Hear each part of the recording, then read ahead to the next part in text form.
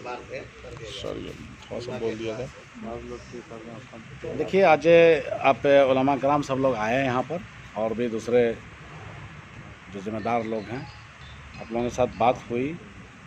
अभी तक 1 महीने से जो लॉकडाउन की स्थिति है, सोशल डिस्टेंसिंग हम लोग कायम किए हुए हैं।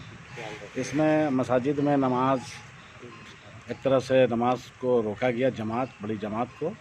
मस्जिद को बंद नहीं किया गया है कहीं पर भी।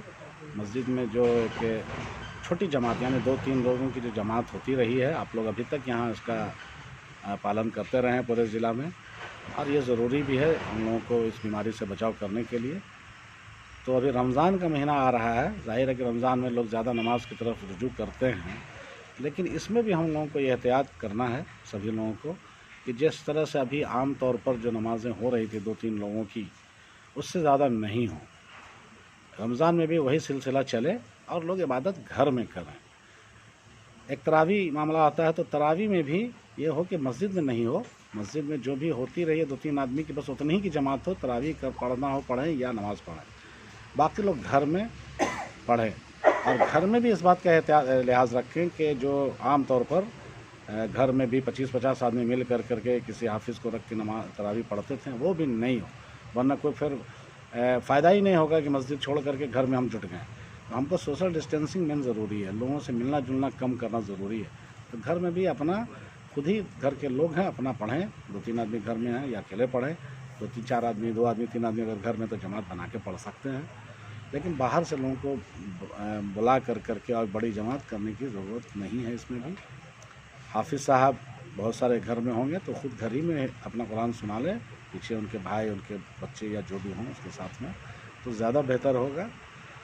और हम लोग इसका अगर इस तरह से करेंगे तो जो अभी कोरोना से हम लोग लड़ रहे हैं, गोपालगंज में एक अल्लाह का एक ख़ास रहम करम है कि अभी तक 3 मामला के बाद में 17-18 रोज़ हो गए, कोई दूसरा मामला नहीं आया।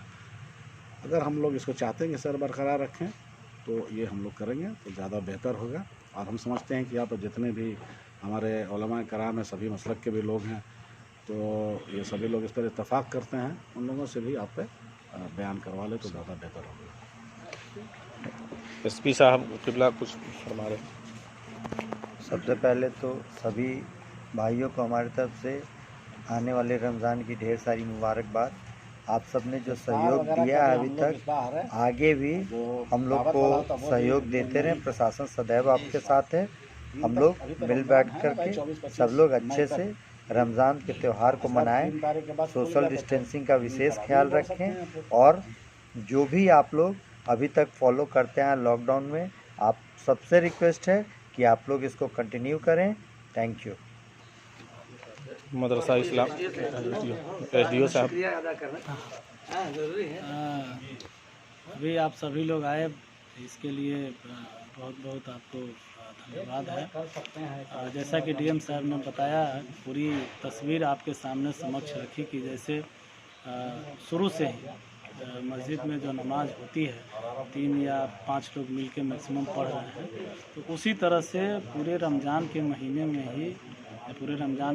में आप लोग नमाज पढ़ें, और तो इस पर सभी लोग राजी हैं। इसके लिए बहुत बहुत धन्यवाद है कि आप लोग पूरे प्रशासन के साथ हैं, और उम्मीद है कि पूरा रमज़ान हमारा शांतिपूर्ण जाएगा। और ये रमज़ान के महीना में आप सभी ऊपर वाले से दुआ करें कि कोरोना हम लोगों से लाखों किलोमीटर दूर जाए, पूरे दुनिया का कर जाए।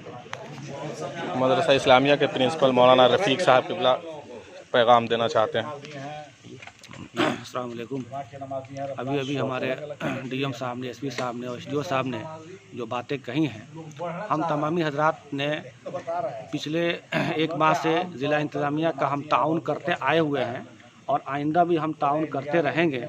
और तमाम मसलक के उलमा ने अपने लेटर पैड पर ये लिखा है कि तरावी की नमाज भी आप अपने घरों में पढ़ें और सोशल डिस्टेंसिंग बना कर रखें। इसी में हमारी आपकी भलाई है। अगर हम ऐसा करेंगे तो ये समझ लीजिए कि हम कोरोना में कामयाब हो जाएंगे।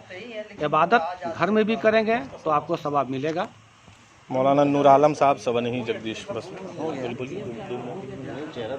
अस्सलाम वालेकुम।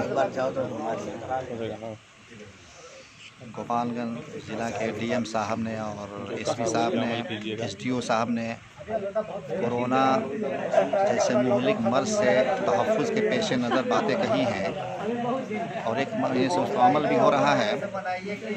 और साथ ही साथ रमज़ान शरीफ का मुबारक महीना आ रहा है, इसमें भी तरावीह की नमाज़ 2-3 आदमी से ज़्यादा मस्जिद में न पढ़ें या घर पर भी न पढ़ें, बल्कि अलग अलग इनफरादी तौर पे नमाज अदा करें और यहाँ नमाज तरावी भी पढ़ें।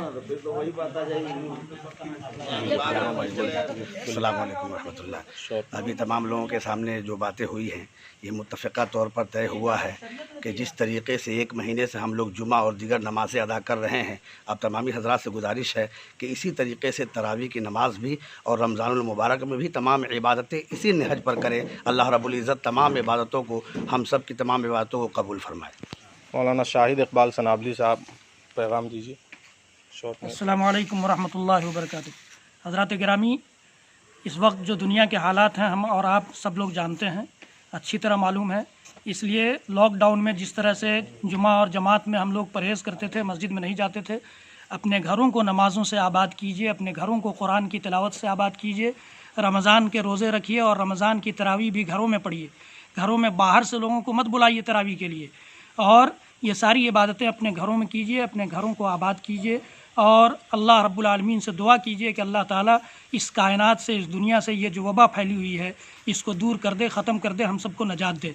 अस्सलामु अलैकुम वरहमतुल्लाहि वबरकातुहू। मौलाना सईदुर्रहमान साहब मरकज़ गोपालगंज।